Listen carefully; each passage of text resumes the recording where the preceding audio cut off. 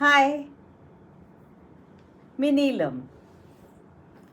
आज एक माझ्या बाबतीत घडलेली आणि आणखी एक डॉक्टर आहेत त्यांच्या बाबतीत घडलेली सत्य घटना की जी खूप सुंदर आहे आणि मला भावली म्हणून मी आपणा सर्वांसोबत शेअर करत आहे. आपल्या सर्वांना माहितीच आहे की मी रेकी ग्रँडमास्टर आहे. माझे सेमिनार्स क्लासेस पूर्वी मी घेत होते. माझं रेकी क्लिनिक मी जवळजवळ एक 15 ते 17 वर्ष चालवलं. तर त्याच्यामध्ये मला जे काही अनुभव आले त्या अनुभवासंबंधी थोडंफार आणि एका डॉक्टरांचा जो अनुभव आहे त्यासंबंधी मी तुम्हाला आज आता माझा अनुभव शेअर करते आहे. तर त्यावेळेला जेव्हा केव्हा मी सगळ्यांना ट्रीटमेंट देत होते आणि ट्रीटमेंट दिल्यानंतर बरेचसे पेशंट असे असायचे की त्यांनी ज्याच्यासाठी ट्रीटमेंट घेतले ते कधी सांगायचे, कधी नाही सांगायचे. कधी कधी ते आमच्या परीक्षा घ्यायला आलेले असायचे. त्यातून आम्हाला जे काही आमच्या मेडिटेशनमधून आमच्या ज्ञानातून आम्हाला समजायचं ते आम्ही त्यांना सांगत असू, त्याच्यावर उपचार करत सांगत असू. पण बऱ्याच वेळेला अशा काही काही घटना घडल्या की असे अगदी अनएक्सपेक्टेड पेशंट्स आले. किंवा एक मुलगी होती, तिच्या संदर्भातला तर खूपच किस्सा आहे जो मी माझ्या पुस्तकामध्ये रेकी अक्षयसुखाचे वरदान यामध्ये दिलेला आहे. त्यात मी माझे बरेच अनुभव शेअर केलेले आहेत आणि ते माझं पुस्तक रेकी अक्षयसुखाचे वरदानचा ऑडिओ आपल्या सप्तरंग 594 या चॅनलवर पूर्णपणे आपल्याला मिळू शकतो. तर अशापैकी असे बरीच उदाहरणं घडली होती की ज्यामध्ये त्यांना मी कधी आयुर्वेदाचे उपचार सांगितले, कधी ॲक्युप्रेशर ॲक्युपंक्चरचे सांगितले, कधी काही घरगुती औषधं सांगितली, कधी काही ॲलोपॅथी औषधं सांगितली, कधी कुठल्या डॉक्टरांची नावं सुचवली. असे बरेच काही काही उपचार किंवा काही काही आपले म्हणजे एक्सरसाइजेस आहेत ते मी सांगितले.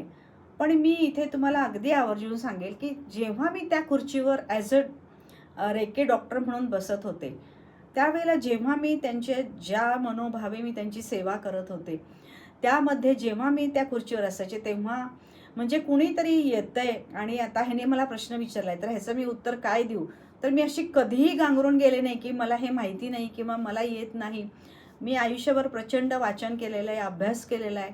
तर त्याच्यातीलच तो कुठून तरी तो क्लू येत असेल आणि त्या क्षणी ते मला आठवत असेल आणि मी सांगत असेल असं मला सुरुवातीला वाटत होतं. पण नंतर नंतर मला जाणवत गेलं की अरे आज मी त्या पेशंटला मी हा उपचार सांगितला, मी तो उपचार सांगितला, पण मी स्वतः तर डॉक्टर नाही आहे. मग हे मला आलं कसं काय, मला सुचलं कसं काय, मी कधीतरी वाचल्याचं सुद्धा मला आठवत नाही आहे किंवा कुणी मला शेअर केल्याचं आठवत नाही आहे. मग हे घडलं कसं. तर मग तेव्हा मला हळूहळू लक्षात यायलं की जेव्हा मी त्या खुर्चीवर बसलेले असते तेव्हा कुणीतरी माझे जे कोणी मला आशीर्वाद देणारे माझे गुरुजन आहेत, माझे माता पिता आहेत किंवा जे एनर्जिक फोर्सेस आहेत, हीलर्स आहेत, ह्या सगळ्यांच्यामधून कुणीतरी कुठली तरी अशी शक्ती जी आहे, जी पॉवर आहे, अर्थात रेकी ही तीच शक्ती आहे, त्याचंच आम्ही करत आहोत की आम्ही फक्त आमच्यातून घेऊन तो दुसऱ्याला पास करत आहोत. आम्ही फक्त ॲज अ मीडिया म्हणून काम करतो. आम्ही स्वतः काहीच करत नाही. फक्त आम्ही युनिव्हर्समधनं घेऊन त्याच्यापर्यंत पोच करतो.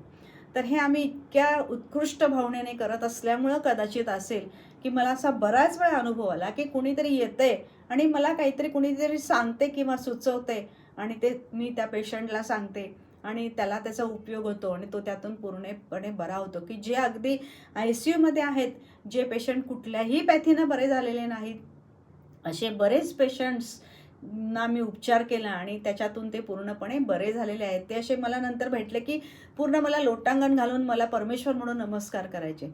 माझं सांगायचा ह्यातला उद्देश काय आहे की त्या खुर्चीवर बसल्यानंतरच ते ज्ञान मला येत होतं आणि त्या खुर्चीवरून मी बाजूला झाले की मला त्यातलं काहीही येत नव्हतं. हे माझ्या आयुष्यामध्ये घडलेली सत्य घटना आहे आणि त्याच्यानंतर हा अनुभव अजूनसुद्धा बऱ्याच वेळेला येतो, पण त्या वेळेला आपण तसं काम करत असेल तरच. आणि आणखी एक परवा असंच व्हॉट्सअपवर एक व्हिडिओ बघितला, ऐकला एका डॉक्टरांचा सुद्धा. तर त्या डॉक्टरांचाही अनुभव हाच आहे की त्यांनी रोज खूप हार्टचे डॉक्टर होते, हार्ट स्पेशालिस्ट. बरेच त्यांनी रोजचे ऑपरेशन्स करायचे, भरपूर म्हणजे भरपूर रोजचे असायचे, खूप काम करायचे, खूप फेमस होते, खूप चांगल्या पद्धतीनं काम करायचे. आणि एकदा काय झालं की त्यांच्याकडे त्यांच्या वडिलांचे मित्र आले आणि त्यांनी त्यांना विचारलं की अरे तेव्हा ते यात्रेला जाणार होते कुठेतरी आणि त्यावेळेला त्यांच्याकडे तो मित्र आला, वडिलांचे मित्र आले आणि त्यांनी विचारलं की काय तुम्ही काय जाताय, यात्रेला निघालाय, देवदर्शनाला निघालाय? हो म्हणाले, जर आता थोडी सुट्टी काढली आहे, थोडा निघालोय मी आता, तर तुम्ही असं करा, मी सांगतो तेवढे एकच तुम्ही आजपर्यंत किती ऑपरेशन्स केली? आता हा माणूस ना त्यांच्या ओळखीचा ना पाळखीचा, पहिल्यांदाच भेटलेत आणि पहिल्याच भेटीत ते डायरेक्ट असा प्रश्न विचारतात की आतापर्यंत तुम्ही किती ऑपरेशन्स केली? तर डॉक्टरांनी अंदाजे सांगितलं की बाबा अशी अशी असतील म्हणून.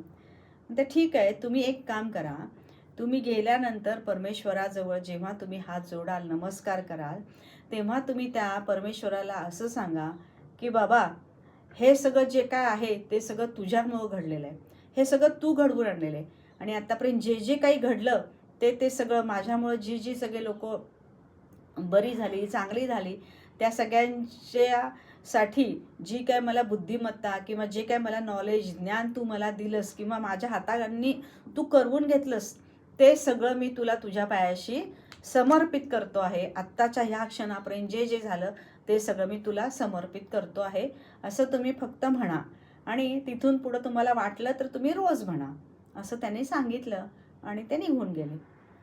डॉक्टर विचार करायला लागले, काय बरं असं काय असेल? ठीक आहे, आता आपण जाणार आहोत, ते सांगतायत तर आपण करूया.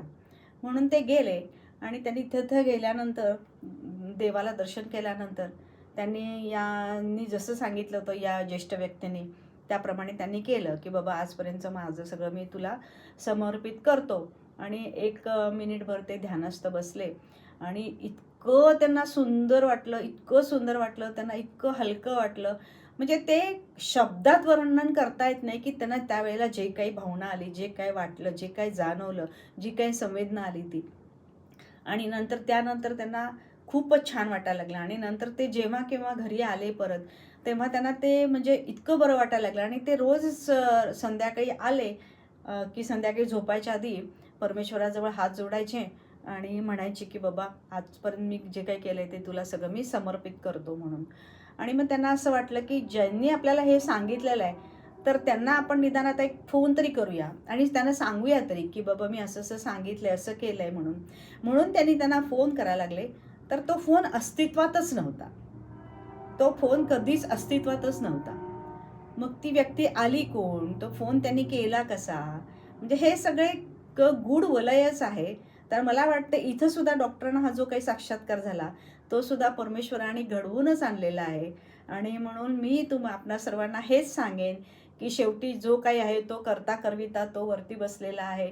त्याला आपण प्रत्येकामध्ये हा धर्म, तो धर्म, हे शास्त्र, ते शास्त्र, ह्या सगळ्यामध्ये विभागणी केलेली आहे आणि त्याच्यावरून जे भांडण तंटे आणि जे काही सगळं जगामध्ये विचित्र चालू आहे, ही गोष्ट कुठे गेलेली आहे. पण शेवटी तो निर्माता एकच आहे, त्यानंच आपल्याला बनवलेलं आहे. तर आपण आजपर्यंत जे काही आहोत आणि ह्या क्षणापर्यंत जे काही केलेलं आहे ते सर्व त्याला समर्पित करून त्याला नमस्कार करावा आणि सर्व आपण आपलं ओझं हलकं करून तो पुढची बुद्धी जे काही देईल पुढचं काम करण्यासाठी, त्यासाठी ती ऊर्जा वापरावी. आणि प्रत्येकाच्या मनामध्ये परमेश्वराची मूर्ती वेगळी आहे, पण शेवटी तो एकच आहे. हे सर्वांनी जर लक्षात ठेवून जर सगळीजणच वागले तर जगामध्ये माणुसकी का निर्माण होणार नाही, प्रेम का निर्माण होणार नाही.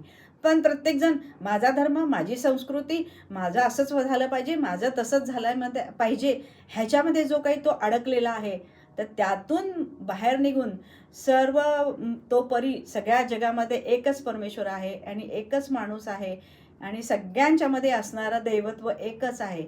हे जर मांडलं तर सगळ्यांचं आयुष्य सुंदर, सुखी, सुंदर, संपन्न होईल आणि आपला भारत देश आणि आपला जगसुद्धा नक्कीच या सगळ्या विवंचनेतून यातून बाहेर पडेल असं मला वाटतं. आपल्या सर्वांना हा माझा व्हिडिओ आवडला का मला नक्की सांगा. माझ्या चॅनलला सबस्क्राईब करा, लाईक करा, शेअर करा, कमेंट करा. पुन्हा भेटूया अशाच नवीन व्हिडिओसह.